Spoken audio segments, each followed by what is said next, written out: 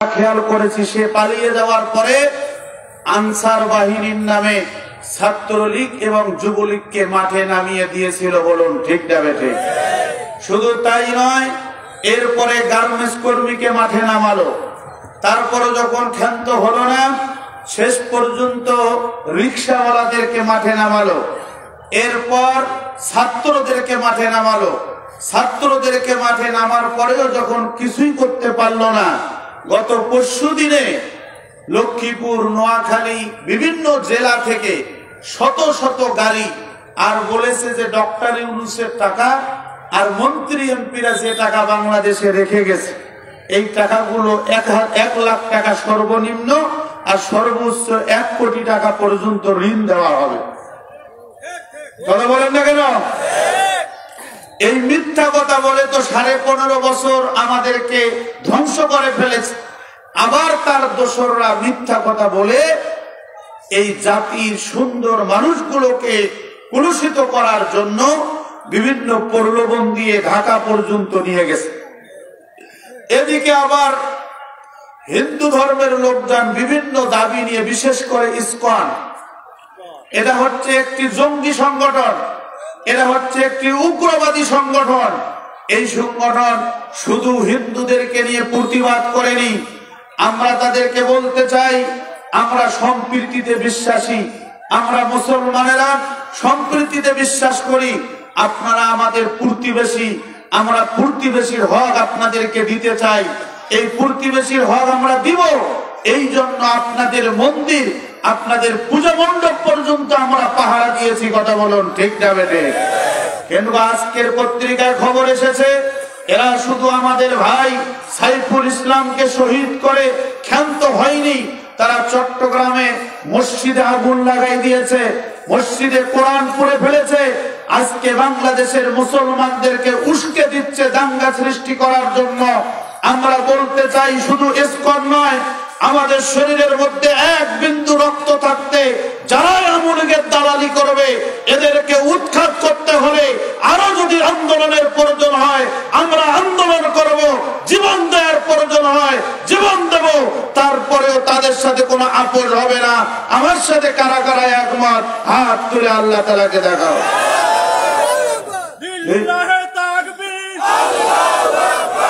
ইসলামের দুশমনেরা হুঁশিয়ার সাবধান, হুঁশিয়ার সাবধান।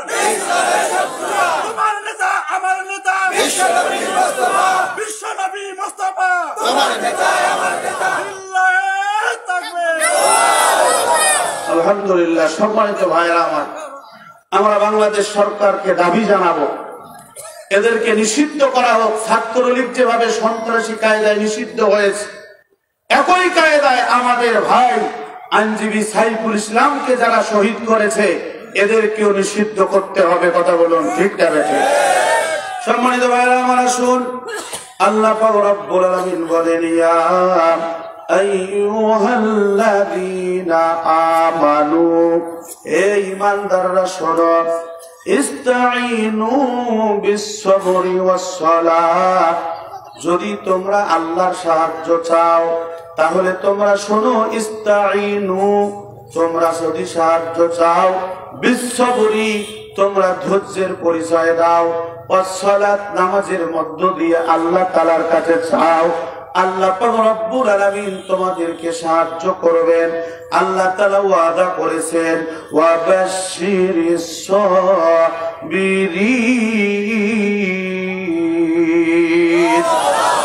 ডান হাতটা তুলে বলুন আল্লাহু আকবার। এরপরে আল্লাহ পাক রব্বুল আলামিন বলেন, ওয়ালা তাকুলু লিমান ইউকতালু ফি সাবিলিল্লাহি আমওয়াত বাল আহয়াউ ওয়ালাকিন লা তাশউরুন।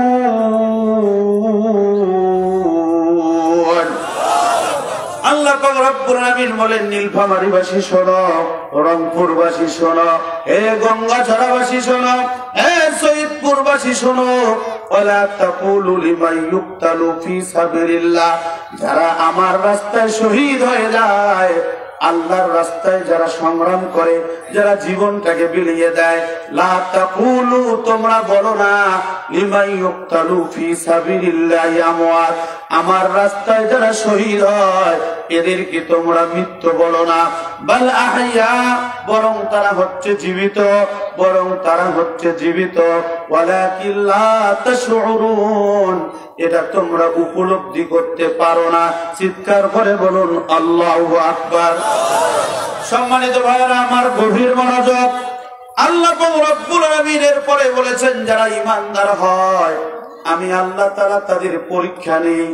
ঈমানদারদের পরীক্ষা কেমন হয় আল্লাহ তাআলা এই আয়াতের মধ্যে বলেছেন, ওয়ালা নাবলুওয়ান্নাকুম বিশাইইম মিনাল খাউফি ওয়াল জু'i ওয়া নাকসিম মিনাল আমওয়ালি ওয়াল আনফুসি ওয়াস সামারাত ওয়া বাশশিরিস সাবিরিন। আল্লাহ রাব্বুল আলামিন বলেন, যদি তোমরা ঈমানের দাবিতে দাবিদার হও, তুমি বাংলাদেশ জামাত ইসলামী করো আর না করো, তুমি আমলিক করো, বিএনপি করো, জামাত করো, জাতীয় পার্টি করো, জাসদ করো, বাসদ করো, তুমি সর্বনাই পীরের মুরিদ হও আর আদরশি পীরের মুরিদ হও, রে বান্দা ওইটা দেখার টাইম নাই। তুমি যদি ঈমানের বলে বলিয়ান হও, ওয়ালা নাবলুওয়ান্নাকুম, অবশ্যই অবশ্যই তোমাদের পরীক্ষা নেওয়া হবে। কথাকার আল্লাহ তাআলা বলেন, আমি তোমাদের পরীক্ষা নিব। 1 নাম্বার হচ্ছে ভয় দিয়ে, 2 নাম্বার হচ্ছে ক্ষুধা দিয়ে, 3 নাম্বার হচ্ছে তোমাদের সম্পদের ক্ষতি দিয়ে, 4 নাম্বার হচ্ছে আত্মার ক্ষতি দিয়ে, 5 নাম্বার পরীক্ষা হচ্ছে বান্দা তোমার ক্ষেত খামারের ক্ষতি দিয়ে। এগুলো পরীক্ষার মধ্যে তোমাদের মধ্যে যারা সফলতা অর্জন করবে, এই পরীক্ষায় যারা উত্তীর্ণ হতে পারবে, রে বান্দা শোনো, ওয়া বাশশিরিস সাবিরিন। আল্লাহ তাআলা বলেন, ওই সমস্ত বান্দাদের জন্য, ওই সমস্ত বান্দাদের জন্য সুসংবাদ যারা পরীক্ষার সময় ধৈর্যের পরিচয় দিয়েছে। বলুন আল্লাহু আকবার। সম্মানিত ভাইরা আমার, এরপর আল্লাহ তাআলা বলেছেন, আল্লাযীনা ইযা আসাবাতুহুম মুসিবা, হে ঈমানদাররা শোনো, আমার নিয়ামত প্রাপ্ত বান্দাদের বৈশিষ্ট্য হচ্ছে যখন তাদের কাছে বিপদ এসে যায়, মুসিবত এসে যায়, যখন তারা পরীক্ষার সম্মুখীন হয়ে যায়, তখন এই মানুষগুলো বক্তব্য দেয়, ক্বালু ইন্না লিল্লাহি ওয়া ইন্না ইলাইহি রাজিউন। তখন তারা বলে, আল্লাহ, এই পৃথিবীতে আমরা এসেছি আপনার হুকুমেই, আমরা আপনার ওই বান্দা, আমরা আপনার ওই গোলাম।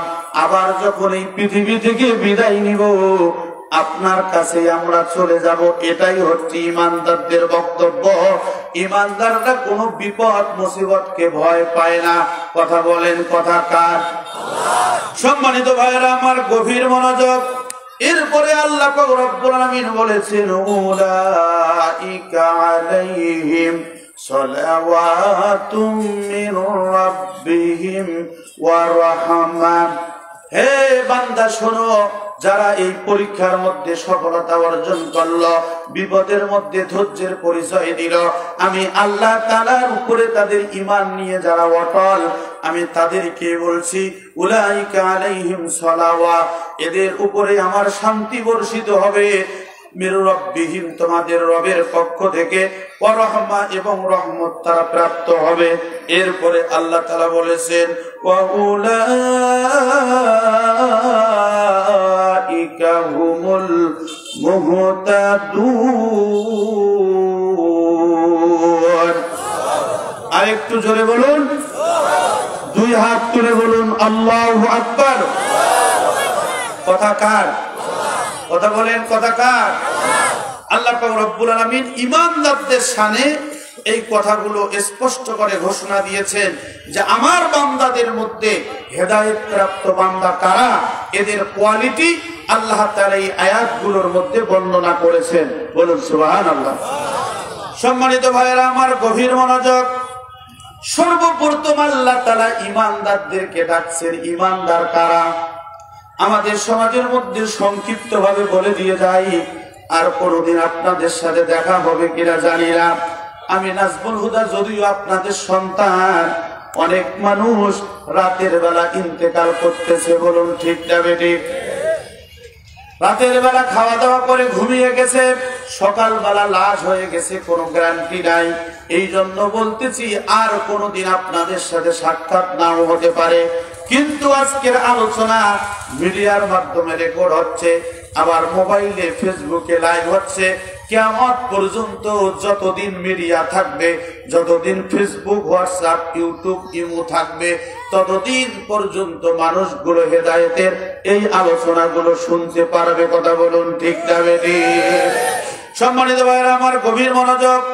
আমাদের সমাজের মধ্যে ইমানের কোয়ালিটি আমরা মনে করি যাদের দাড়ি আছে, যাদের মাথায় টুপি আছে, আর যাদের পাঞ্জাবি গায়ে আছে, আর যারা মানুষকে দেখলেই জিকির করে সুবহানাল্লাহ, মানুষকে দেখলে জিকির করে আলহামদুলিল্লাহ, এই মানুষগুলো মনে হয় ইমানদার। কথা বলেন ঠিক না বেঠিক? আসলে কি ইমানদারের সংজ্ঞা এটা? আল্লাহ পাক রব্বুল আলামিন কোন ইমানদারদেরকে, ভালো করে শুনুন, কোন ইমানদারদেরকে এই ওয়াজগুলো করছেন জানেন? আমি কি বলবো? কথা বলেন, বলবো? একটু মনোযোগ দেন। ইয়া আইয়ুহাল্লাযীনা আমানু, কালামে মাজিদের মধ্যে 96 জায়গায় এই আয়াতটা এসেছে। কয় জায়গায়? জোরে বলেন। আর ভাই জোরে কথা বলেন না। একটা মজার বিষয়, মজার বিষয়, ভালো করে শুনুন।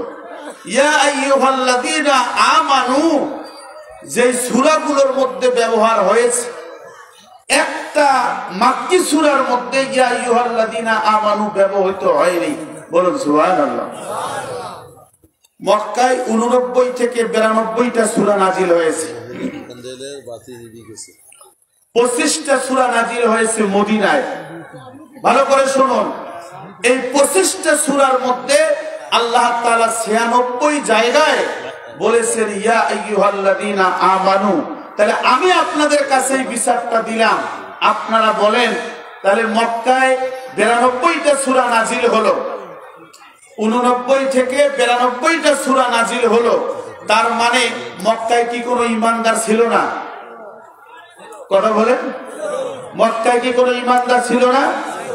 মক্কায় ঈমানদার ছিল। মক্কায় ঈমানদার থাকার পরেও আল্লাহ তাআলা এদেরকে ইয়া আইয়ুহাল্লাযীনা আমানু বলে ডাক দেন নাই।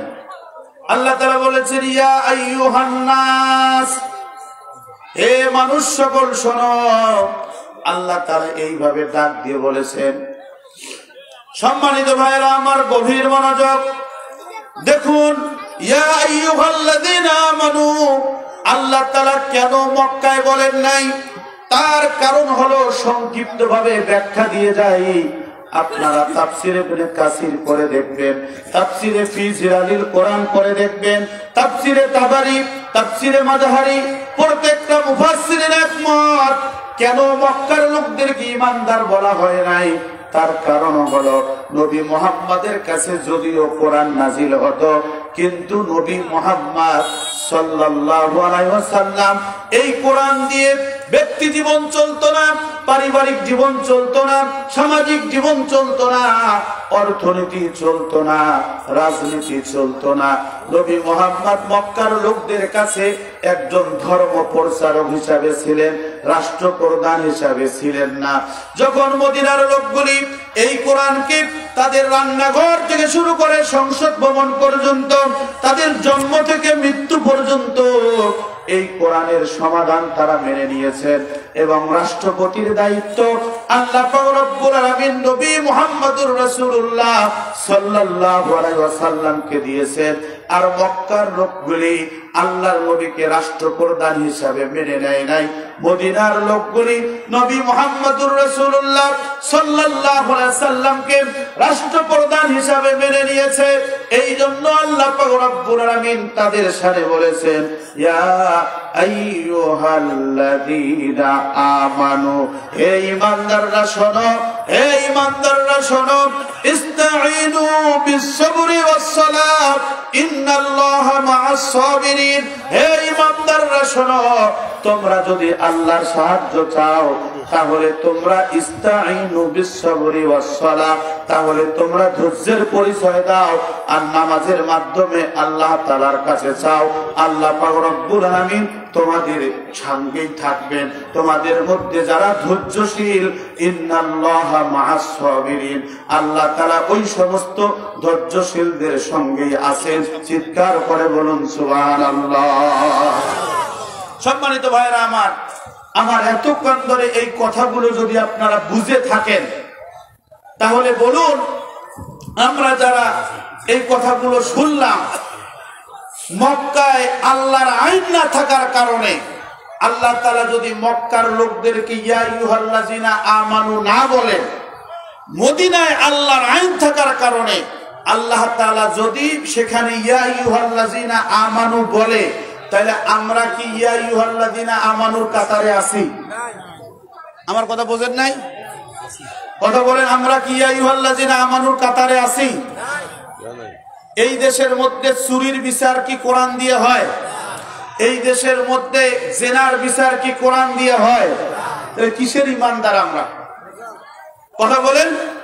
এই দেশের মধ্যে এখন আমরা তাফসীর মাহফিলে কথা বলতে পারতেছি। 5ই আগস্টের পূর্বে আলেমরা হাসিনার নাম নেওয়া দূরে থাক, আমলিক কোথাও চুরি করেছে, কোথাও দুর্নীতি করেছে, কোথাও ঘুষ খেয়েছে, কোথাও সুদ খেয়েছে, কোথায় রাস্তার মধ্যে কাজ করতে যে রডের বদলে বাঁশ দিয়েছে, এই কথা বলার সাথে সাথে বক্তাদেরকে আক্রমণ করা হয়েছে। কথা বলুন, ঠিক যাবে? মিথ্যা মামলা দেওয়া হয়েছে, হামলা দেওয়া হয়েছে। আমরা বলতে চাই, ওই দিন ভুলে যান। একদিনে দিন নয়, আরো দিন আছে। এই দিনের কাঁথা কম্বল নিয়ে যায় ওই দিনের কাছে। আজকে আমরা স্পষ্ট ভাষায় বলবো, আমরা এতদিন তাদেরকে বলতে চেয়েছিলাম যে আপনারা বেশি বাড়াবাড়ি করবেন না, বাড়াবাড়ি আল্লাহ তাআলা সহ্য করেন না, আল্লাহ তাআলা সহ্য করেন না, এমন আপনাদের পতন হবে এই বাংলার জমিনে। আমরা তার চেয়েছিলাম পদত্যাগ, আল্লাহ তাআলা তাকে করেছে দেশ ত্যাগ। কথা বলুন, ঠিক না বেঠিক? অতএব আগামী দিনে যতগুলো অন্যায় হয়েছে, দুর্নীতি হয়েছে, দেশের টাকা লুট হয়েছে, আলেমদেরকে জেলখানায় নিয়েছে, আলেমদেরকে ফাঁসি দিয়েছে, আলেমদেরকে গুলি চালিয়েছে, ছাত্র জনতার উপরে গুলি চালিয়েছে, যতদিন পর্যন্ত এই ফ্যাসিস্টদের বিচার কার্যকর হবে না, ততদিন পর্যন্ত এদের দাঁড়াবার কোনো অধিকার আমরা দেব না। আমাদের শরীরে এক বিন্দু রক্ত থাকতে আমরা এই কোরআন বিরোধীদেরকে প্রতিহত করবই করব। আমার সাথে কারা কারা একমত? হাত তুলে আল্লাহ তাআলাকে দেখান। লিল্লাহি তাকবীর। আলেম ওলামা যেখানে, তাফসীর মাহফিল যেখানে, লিল্লাহি তাকবীর। আলহামদুলিল্লাহ। সম্মানিত ভাইরা আমার, এই আয়াতের মধ্যে আল্লাহ তাআলা ঈমানদারদেরকে ডাক দিয়েছে। যেহেতু এই দেশের মধ্যে আমরা 92% মুসলমান, সেহেতু আমরা দাবি করি যে আমরা ঈমানদার। কথা বলেন, ঠিক না বেঠিক? আর কেউ দাবি করুক আর না করুক, আমরা যারা আল্লাহর জমিনে আল্লাহর দ্বীন কায়েম করতে চাই, আমরাই হচ্ছি প্রকৃত ঈমানদার। এটা আমাদের কথা নয়, এটা আল্লাহর কথা। কথা বলুন, ঠিক না বেঠিক? সম্মানিত ভাইয়েরা আমার, গভীর মনোযোগ।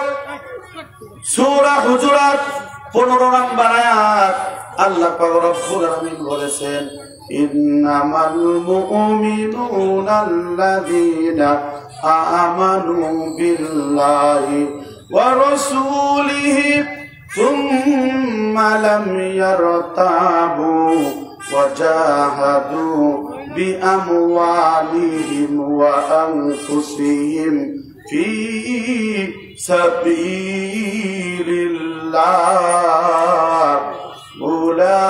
উলাইকা হুমুস সাদিকুন।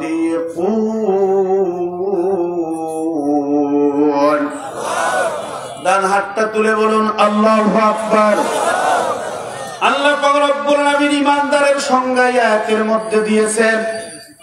আপনি নিজে নিজে দাবি করলে ঈমানদার হতে পারবেন না, মাথায় টুপি দিলে আপনি ঈমানদার হতে পারবেন না, মুখে দাড়ি রাখলে আপনি ঈমানদার হতে পারবেন না, আপনি পাঞ্জাবি গায়ে দিলে ঈমানদার হতে পারবেন না। ঈমানদারের কোয়ালিটি আল্লাহ তাআলা এই আয়াতের মধ্যে বলেছেন, ইন্নামাল মুমিনুনা আল্লাযীনা আমানু বিল্লাহ। ঈমানদারের কোয়ালিটি হলো 1 নাম্বার, ঈমানদাররা আল্লাহর উপরে ঈমান রাখে। কার উপরে? জোরে বলেন। আল্লাহর উপরে ঈমান আনে, আর রাসূলিহি, তার রাসূলের উপরে ঈমান আনে। তার মানে হলো আল্লাহর উপরে ঈমান আনার অর্থ হলো এই কোরআন মাজিদের বিসমিল্লাহর বা থেকে শুরু করে সূরা নাসের সিন পর্যন্ত বাস কমপ্লিট কোড অফ লাইফ হিসাবে আল্লাহ তাআলা যতগুলো কথা বলেছেন সমস্ত কথা নিজে অন্তর দিয়ে বিশ্বাস করে এবং কাজের দ্বারা পরিণত করে। এটাকে কায়েম করার জন্য মানুষগুলোকে এই পথে ডাকে। আল্লাহ তাআলা বলে, আমার নবী যেইভাবে এই কার্যক্রমে যেইভাবে এই কর্মসূচিগুলো পালন করে গেছে, তোমরা যদি ওইভাবে পালন করো রাসূলের উপরে ঈমান আনা হবে। ও বান্দা শোনো, সুম্মা লাম ইয়ারতাবু, তোমার অন্তরের মধ্যে আর কোনো সন্দেহ থাকবে না, তোমার অন্তরের মধ্যে আর কোনো সংশয় থাকবে না। ওয়ালা তাহিনু ওয়ালা তাহজানু ওয়া আনতুমুল আ'লাউনা ইন কুনতুম মুমিনিন।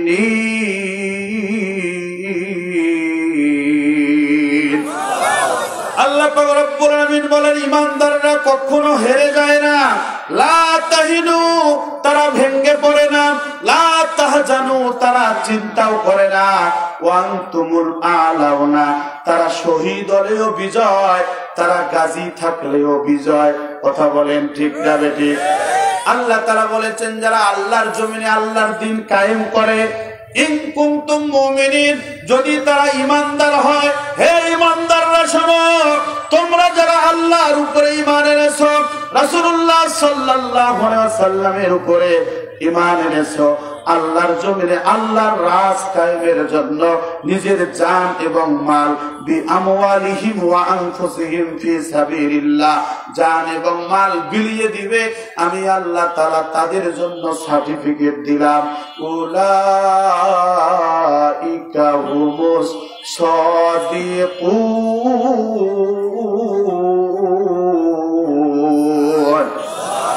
আল্লাহ তাআলা বললেন, এই মানুষগুলো হচ্ছে সত্যবাদী ঈমানদার। চিৎকার করে বলুন আল্লাহু আকবার।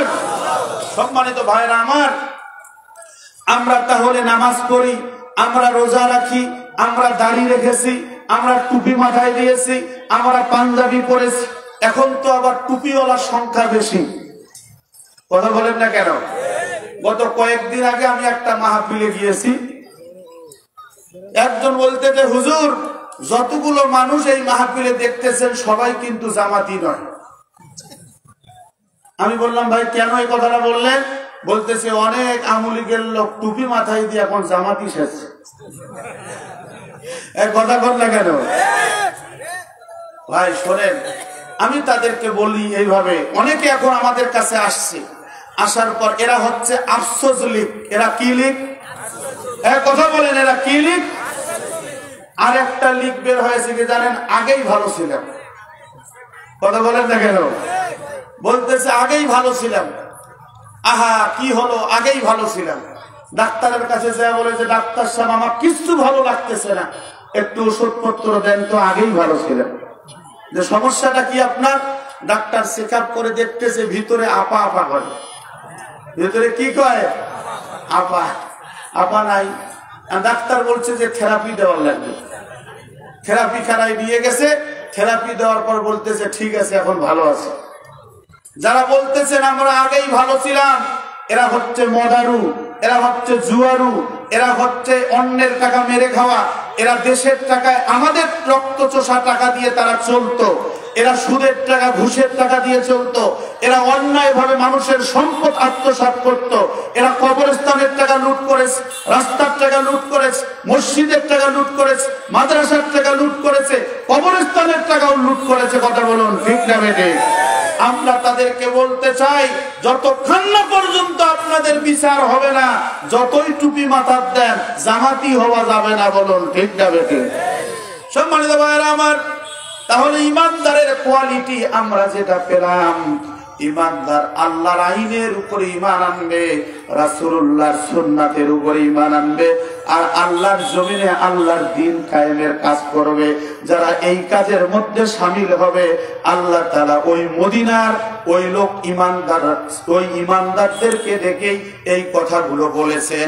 এখানে আল্লাহ তাআলা বলেছেন, আমি তোমাদেরকে সাহায্য করবই করব।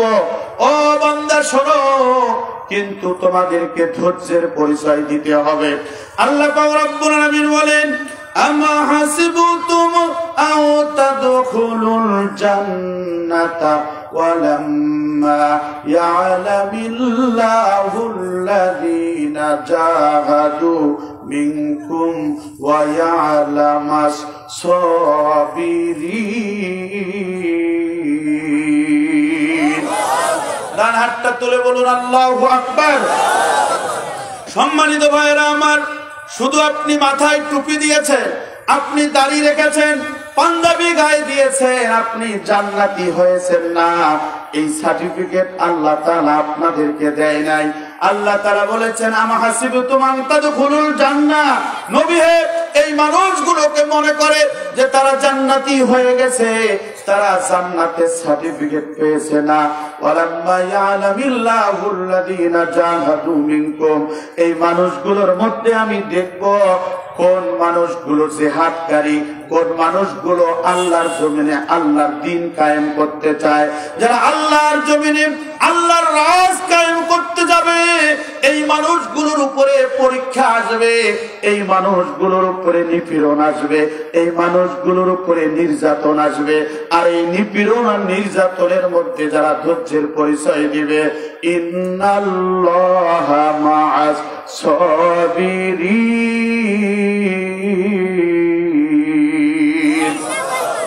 সম্মানিত ভাইরা আমার, কেমন নিপীড়ন হবে, কেমন নির্যাতন হবে দেখুন।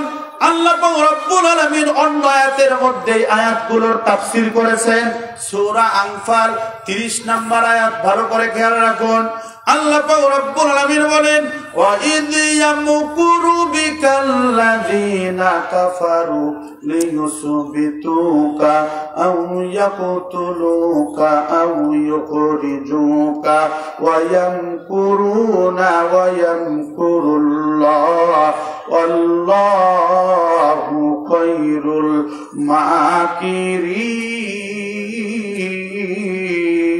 মাকিরিন। আল্লাহ পাক রব্বুল আলামিন তার নবীকে বললেন, নবী হে, আপনি কোরআনের দাওয়াত যখন দিয়েছেন, কোরআনের আইনের দাওয়াত যখন আপনি দিয়েছেন, যখন আপনি আল্লাহর জমিনে আল্লাহর রাজ কায়েমের কথা বলেছেন, তখন ওই আবু জেহেল, উতবা, সাইবা, আবু লাহাব, ইবনে মুগীরা এরা বসে একটা সিদ্ধান্ত নিয়েছে তাদের পার্লামেন্টে। 1 নম্বর সিদ্ধান্ত হলো, নবী মুহাম্মদকে ধরো, নবী মুহাম্মদকে গ্রেফতার করো, লিয়ুসবিতুকা, 1 নম্বর তাকে গ্রেফতার করো। 2 নম্বর আও ইয়াকতুলুকা, তাকে হত্যা করো। 3 নম্বর হচ্ছে আও ইউখরিজুকা, তাদেরকে দেশ থেকে বের করে দাও। যখন তারা এই ষড়যন্ত্র করল, ও নবী তুমি শোনো, ওয়ায়ামকুরুনা ওয়ায়ামকুরুল্লাহ, তারা যত ষড়যন্ত্র করুক না কেন, আমি আল্লাহ তাআলা সেখানে কৌশল খাটাবো। আল্লাহু খায়রুল মাকিরিন, আমি আমার উত্তম কৌশল দিয়ে তাদের সমস্ত ষড়যন্ত্র আমি ধূলিসাৎ করে দেব। চিৎকার করে বলুন আল্লাহু আকবার। আমি বিশ্বাস করি এখানে অনেক উলামা ইকরাম আছেন। লিয়ুসবিতুকা আও ইয়াকতুলুকা আও ইউখরিজুকা, এখানে 3টা হচ্ছে মুজারের সিগা। মুজার এটা সংগঠিত হয় বর্তমান এবং ভবিষ্যৎ দিয়ে। কথা বোঝা গেছে? বর্তমানে কি ঘটবে আর ভবিষ্যতে কি ঘটবে এটা দিয়ে মোজারে গঠিত হয়। তার মানে আল্লাহ তাআলা তার নবীকে বলতেছেন, নবী হে, তুমি যে আন্দোলন করতেছো, তুমি যে আন্দোলন কায়েমের কথা বলতেছো, এই কথা যারা বলবে, এই কাজ যারা করবে, তোমার উপরে যে নির্যাতন হয়েছে, তোমার উপরে যে জুলুম হয়েছে, তাদের উপরেও এই জুলুম আর নির্যাতন হবে। কথা বলুন ঠিক না বেঠিক? আমরা দেখতে পেয়েছি আমার বড় ভাই আফজালুল ভাই সুন্দর করে গোছালো কথা বলেছে যে বাংলাদেশে এমনও লোক আছে লা ইলাহা ইল্লাল্লাহ বললে তাকে চাউল দেয়, ডাল দেয়, টাকা পয়সা দেয়। আর এমনও লোক আছে লা ইলাহা ইল্লাল্লাহ বললে জেলখানায় যেতে হয়। কথা বলুন ঠিক না বেঠিক? সেই একই কায়দায় নবীজি যখন কোরআনের দাওয়াত দিয়েছেন, তখন আল্লাহ তাআলা বললেন এরা সিদ্ধান্ত নিয়েছে এরা আপনাকে গ্রেফতার করবে। তার মানে আপনি যদি আল্লাহর জমিনে আল্লাহর রাজ কায়েমের কথা বলেন, আপনাকে জেলে যেতে হবে, আপনার উপরে জুলুম হবে, আপনার উপরে নির্যাতন হবে। এটা আল্লাহ তাআলা আজ থেকে শুরু করে ১৫০০ বছর আগেই ঘোষণা দিয়েছেন। কথা বলুন ঠিক না বেঠিক? সম্মানিত ভাইরা আমার, আমি আপনাদের কাছে প্রশ্ন রাখতে চাই, আচ্ছা বলুন তো, বিশ্ব নবীর চেয়ে ভালো মানুষ পৃথিবীতে কি আসছে বা আসবে? এই মানুষটার বিরুদ্ধে তারা ৩টা মামলা করলো। দেখুন, ৩টা বড় বড় ষড়যন্ত্র করলো। ১ নম্বর হচ্ছে যে তাকে বন্দী করো, ২ নম্বর হচ্ছে তাকে হত্যা করো, ৩ নম্বর হচ্ছে যে তাকে দেশ থেকে বের করে দাও। তাহলে আমরা কলিমদ্দি আমরা কতটুকু ইসলামী আন্দোলনের দাবি রাখতেছি? আমাদের বিরুদ্ধে এরকম চরম জুলুম আর নির্যাতন এখন পর্যন্ত আসে নাই। নবী রাসূল সাহাবা আজমাইনদের উপরে যত বেশি জুলুম আর নির্যাতন হয়েছে, ওই তুলনায় আমাদের উপরে এখনো কিছুই নির্যাতন আসেনি। কথা বলুন ঠিক না ঠিক? সম্মানিত ভাইরা আমার, আমি বোঝার জন্য বলছি, বাংলাদেশের কোরআনের পাখি যার হাতে হাজার হাজার বেধর্মী মুসলমান হয়েছে, এই কোরআনের পাখি 1 বছর 2 বছর নয়, 50টা বছর ধরে বাংলার মানুষকে শুধু নয়, গোটা পৃথিবীর 50টা রাষ্ট্রে কোরআনের দাওয়াত দিয়েছেন। বলুন আল্লাহু আকবার। ও বন্ধু, গভীর ভাবে মনোযোগ দিয়ে শুনুন। আল্লামা সাঈদী বলেছিলেন, তোমরা কোরআনের কথা বললে তোমাদেরকে গ্রেফতার করা হবে, তোমরা কোরআনের কথা বললে তোমাদের উপরে জুলুম হবে, নির্যাতন হবে, তোমরা জেলে যাও, তোমরা রক্ত দাও, তোমরা শহীদ হয়ে যাও, ইসলামী আন্দোলনের ভিত্তিটাকে মজবুত করে নাও। কথা বলুন ঠিক না বেঠিক? আজকে কোরআনের পাখি আমাদের কাছে নাই। এই 15.5 বছর আমরা দেখেছি যেই মানুষগুলো কোরআনের কথা বলেছেন, যেই মানুষগুলো এই সমাজের মধ্যে বিচক্ষণশীল মানুষ ছিল, এই আয়াতের সঙ্গে মিলে যায় লিউসবিতুকা, এই মানুষগুলো 1 দিন 2 দিন নয়, 15.5 বছর এই মানুষগুলো বাড়িতে শান্তিতে ঘুমাতে পারে নাই। কথা বলুন ঠিক না বেঠিক? আপনি ইসলামী আন্দোলন করবেন, আপনি আল্লাহর জমিনে আল্লাহর রাজ কায়েমের কাজ করবেন, আর আপনাকে বড় বড় মুরগির রান খাওয়াবে, বড় বড় গরুর রান খাওয়াবে। এত আনন্দের পথ, এত সুখের পথ ইসলামী আন্দোলনের পথ নয়। কথা বলুন ঠিক না বেঠিক? সম্মানিত ভাইয়েরা আমার, ভালো করে শুনুন। আল্লাহ পাক রব্বুল আলামিন অন্য আয়াতের মধ্যে বলেন, আমা হাসিবতুম আন তাদখুলুল জান্নাতা ওয়ালাম্মা ইয়াতিকুম মাসালুল লাযিনা খালাউ মিন ক্বাবলিকুম মাসাতুহুমুল বাসাউ ওয়াদ-দাররাউ ওয়াযুলজিলু হাত্তা ইয়াকুলার রাসূল يقول الرسول والذين آمنوا معه متى نصر الله ألا إن نصر الله قريب। ডান হাতটা তুলে বলুন আল্লাহু আকবার। আল্লাহ পাক রব্বুল আলামিন বলেন, বান্দা শুনুন, আমা হাসিবতুম আন তাদখুলুল জান্নাহ, আমি তোমাদেরকে এমনি এমনি জান্নাতে দেব না। তুমি নামাজ পড়েছো, তোমাকে জান্নাতে দিব না। তুমি রোজা রেখেছো, তোমাকে জান্নাতে দিব না। ও তুমি হজ করেছো, তোমাকে যাকাত দিয়েছো, তোমাকে আমি জান্নাত দিব না। এইভাবে আমি আল্লাহ তাআলা জান্নাত দিব না। আমি আল্লাহ তাআলা দেখব ওয়ালাম্মা ইয়াতিকুম মাসালুল লাযিনা খালাউ মিন ক্বাবলিকুম, তোমাদের পূর্বে কিছু ঈমানদার এসেছিল, এরা ঈমানের কথা বলার কারণে, এরা ইসলামী আন্দোলন করার কারণে, এরা আল্লাহর জমিনে আল্লাহর রাজ কায়েমের কথা বলার কারণে তাদের উপরে জুলুম হয়েছে, তাদের উপরে নির্যাতন হয়েছে, তাদেরকে কবর পর্যন্ত পুঁতে রেখে পাথর মেরে মেরে মাটির সাথে মিশে দিয়েছে। কাউকে বা লোহার চিরুনি দিয়ে তাদের গোশতগুলো আলাদা করা হয়েছে, হাড্ডিগুলো আলাদা করা হয়েছে। ও বান্দা, আমি তোমাকে এমনি এমনি জান্নাতে দেব না। এই কষ্ট যখন তারা সহ্য করতে পারেন নাই, তারা চিৎকার করে কান্না করেছেন, মাতা নাসরুল্লাহ, মাতা নাসরুল্লাহ, মাতা নাসরুল্লাহ। ও আল্লাহ, কখন সাহায্য আসবে, কখন সাহায্য আসবে? আল্লাহ পাক রব্বুল আলামিন বলেন, আমি আল্লাহ তাআলা তাদেরকে বলেছিলাম, আলা ইন্না নাসরুল্লাহি করিব। আল্লাহ তাআলা বলেছেন, আমার সাহায্য খুব নিকটেই।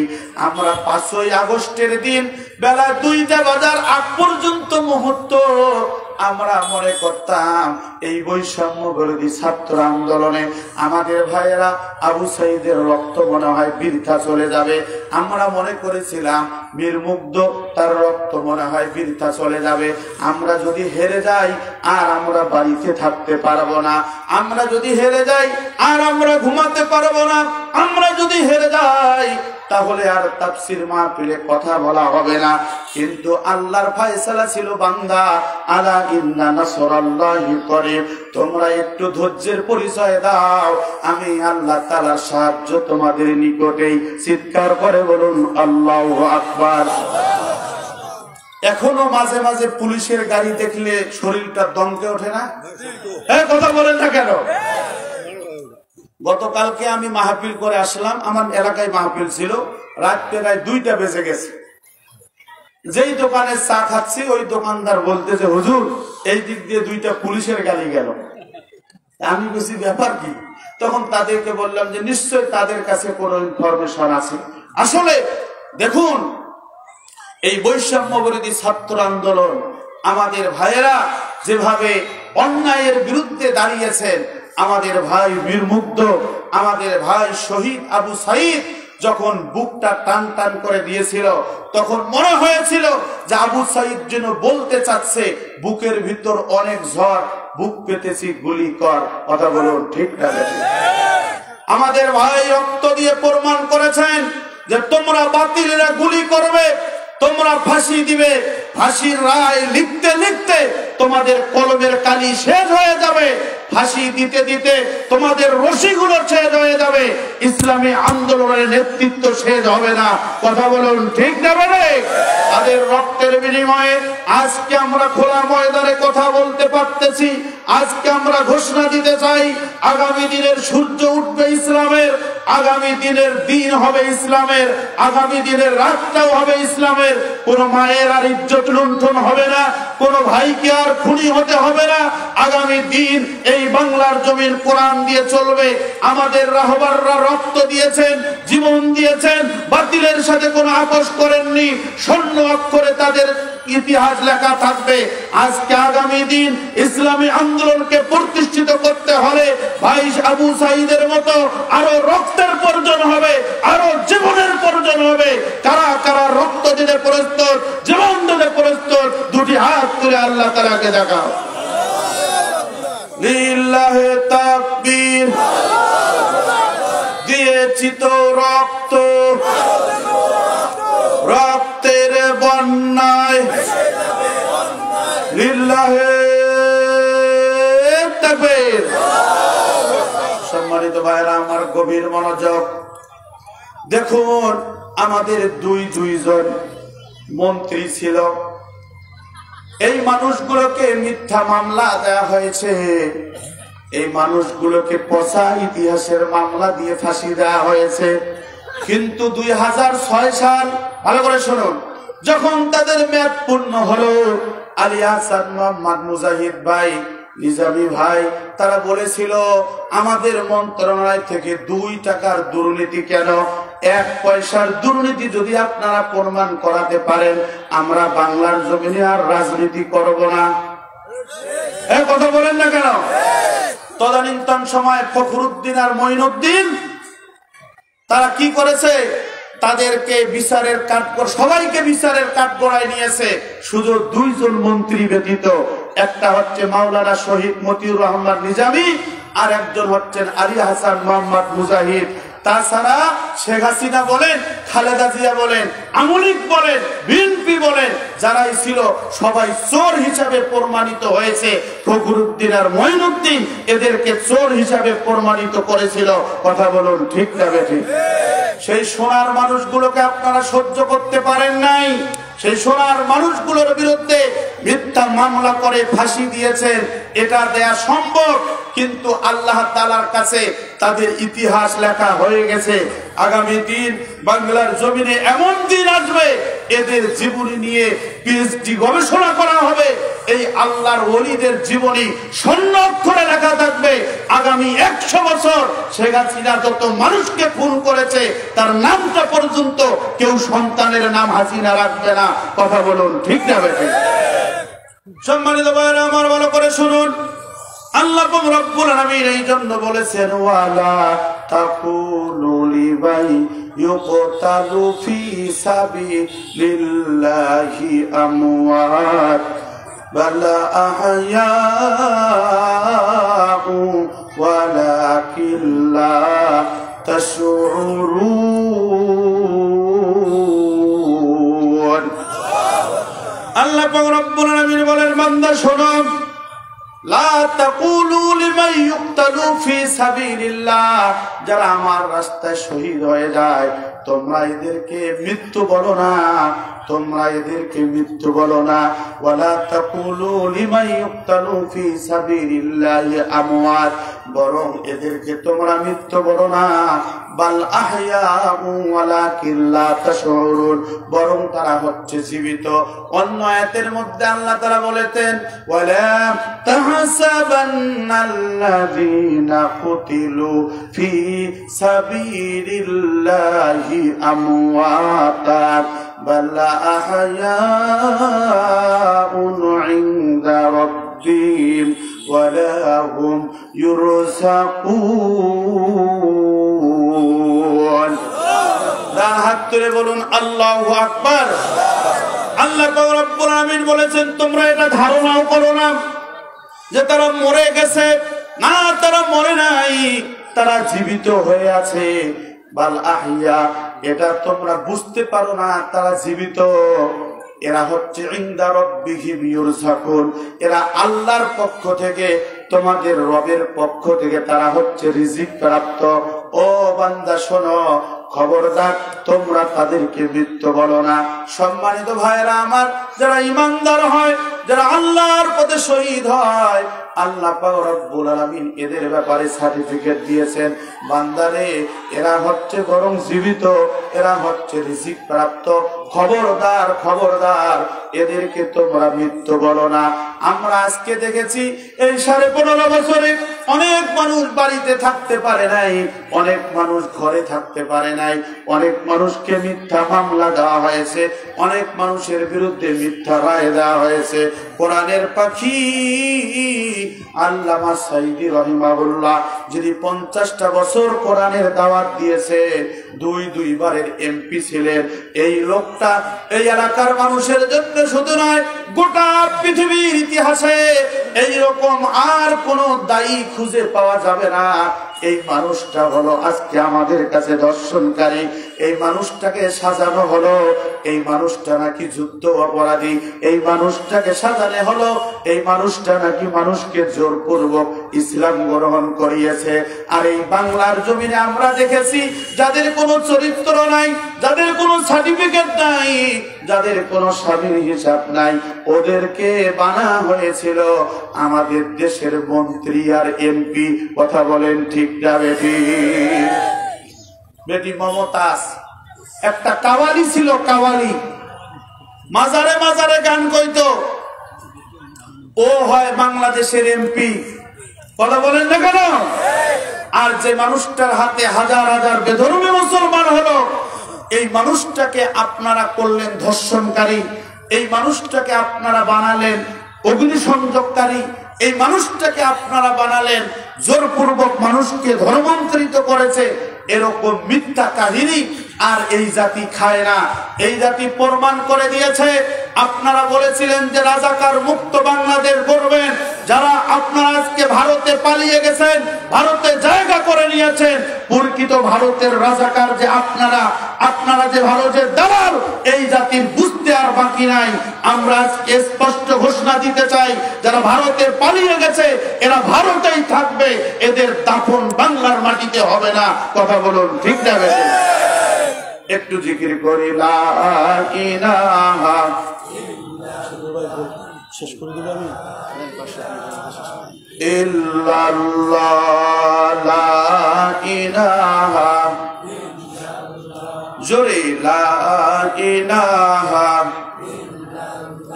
লা ইলাহা ইল্লাল্লাহু মুহাম্মাদুর রাসূলুল্লাহ সাল্লাল্লাহু।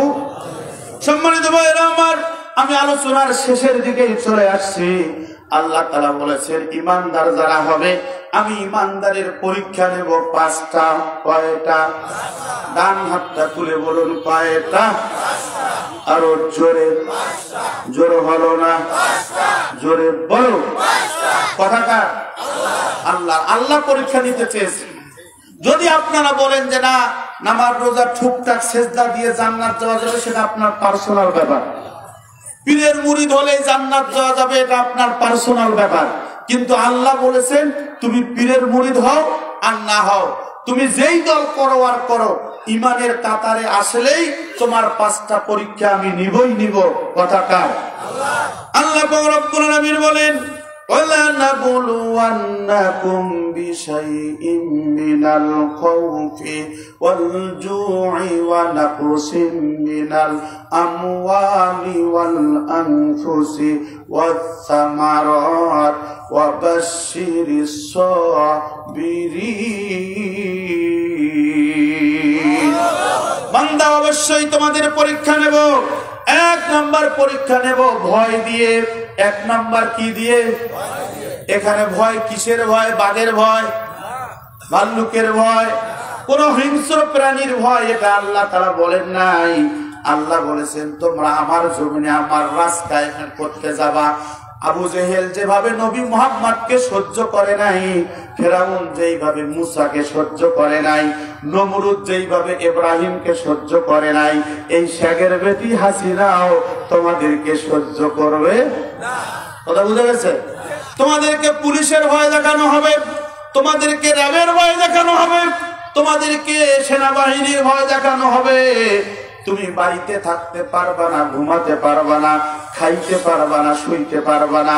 এই 15.5 বছর যখন আমরা কোরআন পড়েছি, তখন মনে হচ্ছিল যে এই মাত্র এই আয়াতগুলো নাজিল হচ্ছে। কথা বলুন ঠিক না বেটি? এরপরে আল্লাহ তাআলা বলেন শোনো বান্দা, 2 নাম্বার হচ্ছে ক্ষুধা দিয়ে পরীক্ষা নিব। 2 নাম্বার ক্ষুধা হচ্ছে পরীক্ষা। এই ক্ষুধার পরীক্ষা হচ্ছে কোরআনের পথে চলার অপরাধী।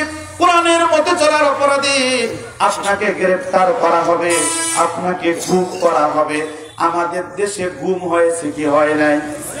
আয়না ঘর পাওয়া গেছে কি যায় নাই? এই আয়না ঘর থাকবে না যাবে? এই কথা বলেন না কেন? যে আয়না ঘরে আমাদের ভাইদেরকে গুম করা হয়েছে, যে আয়নার ঘরে কোরআনের পাখীদেরকে হত্যা করা হয়েছে, এই আয়না ঘর থাকবে? এই আয়না ঘর জাদু জাদুঘর হিসাবে থাকবে, স্মৃতিঘর হিসাবে থাকবে। তারা আমাদেরকে আয়না ঘরে নিয়েছে, সেভাবে নিয়েছে।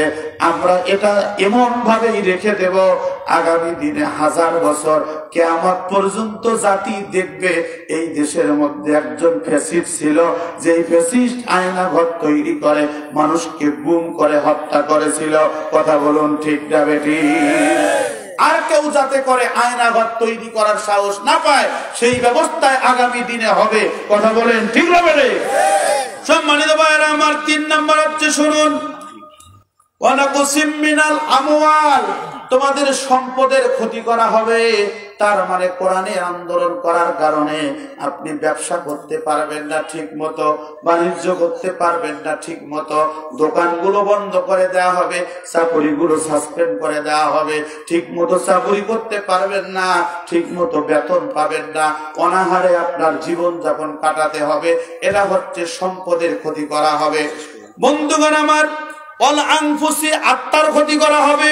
5 নম্বর পরীক্ষা হচ্ছে ওয়াসসামারাত, তোমাদের ক্ষেত খামারের পরীক্ষা নেওয়া হবে।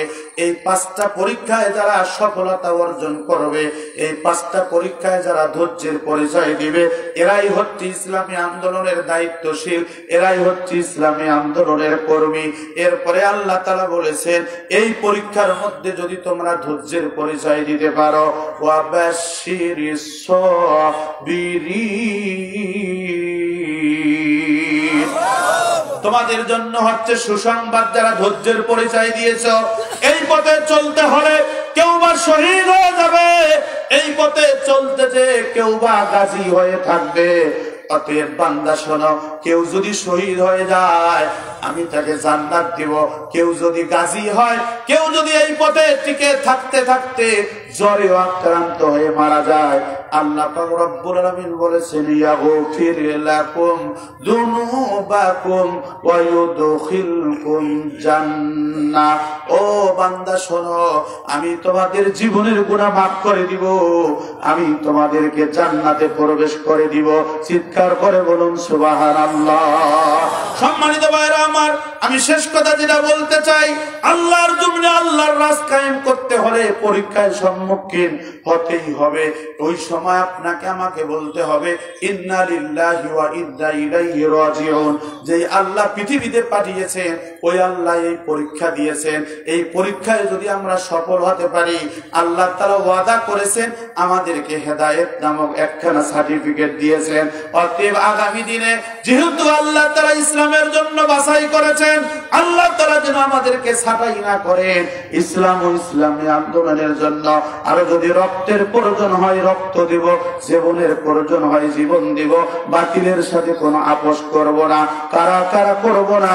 2 হাত তুলে আল্লাহ তাআলাকে দেখায়, লিল্লাহি তাকবীর। কোরআন হাদিস যেখানে, আলেম ওলামা যেখানে, তাফসীর মাহফিল যেখানে, লিল্লাহি তাকবীর। আলহামদুলিল্লাহ, আল্লাহ তাআলা আমাদের কথা কাজ সবগুলি তার সন্তুষ্টির জন্য কবুল করুন। আগামী দিন আমি আপনাদের সন্তান, আরো দেখা হবে, কথা হবে। আমাকে দোয়া দেওয়ার উদ্দেশ্যে সালামের উত্তর দেবেন। আসসালামু আলাইকুম ওয়া রাহমাতুল্লাহি ওয়া বারাকাতুহু।